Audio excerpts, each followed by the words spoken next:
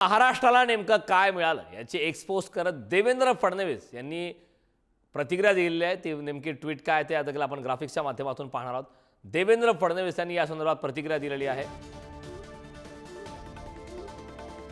तर बजेटमध्ये महाराष्ट्रासाठी काय पुणे मेट्रोमध्ये 699 कोटी रुपये आहेत।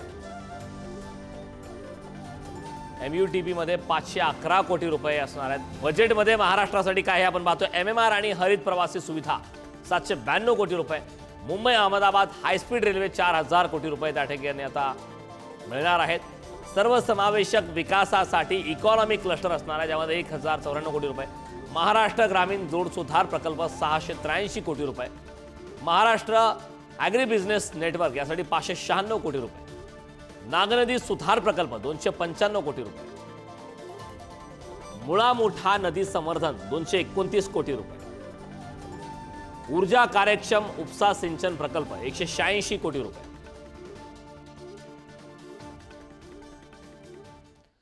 दरम्यान केंद्रीय अर्थसंकल्पावरून काँग्रेस प्रदेशाध्यक्ष नाना पटोले आणि भाजप नेते प्रवीण दरेकर यांच्यामध्ये आता जुंपले।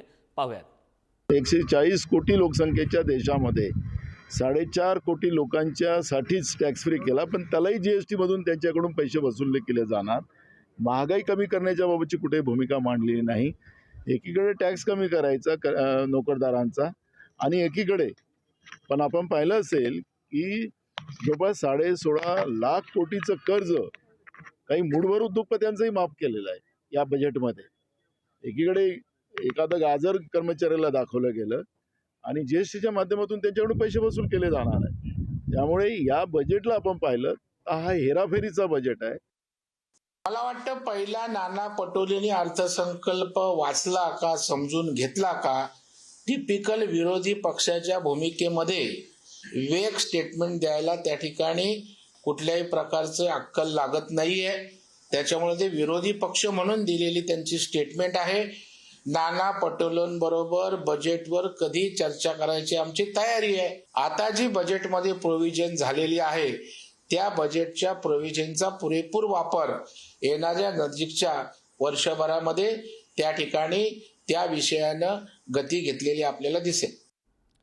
दरम्यान महाराष्ट्राला भरभरून मिळालं असं प्रवीण दरेकर म्हणाले, तर महाराष्ट्राला भोपळा मिळाला अशी टीका यावेळी अंबादास दानवेंनी केली। पाहूयात।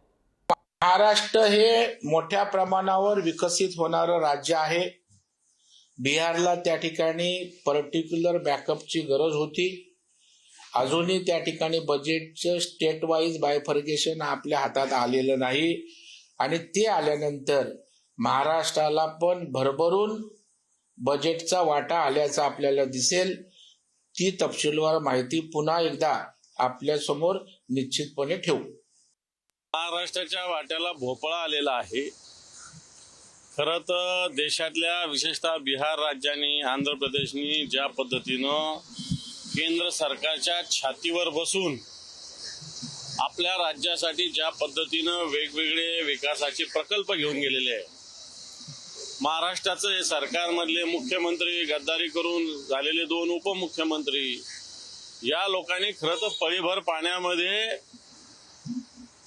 ज्याला हिंदीत चुल्लू भर पाणी में डूब मरना चाहिए अशा प्रकारची स्थिती आहे। कारण या महाराष्ट्राच्या वाट्याला देशात सगळ्यात जास्त महसूल महाराष्ट्र देशाला देत असताना या महाराष्ट्राच्या वाट्याला मला असं वाटतं पूर्णपणे भ्रमनिरास झाला अशा प्रकारची स्थिती आहे।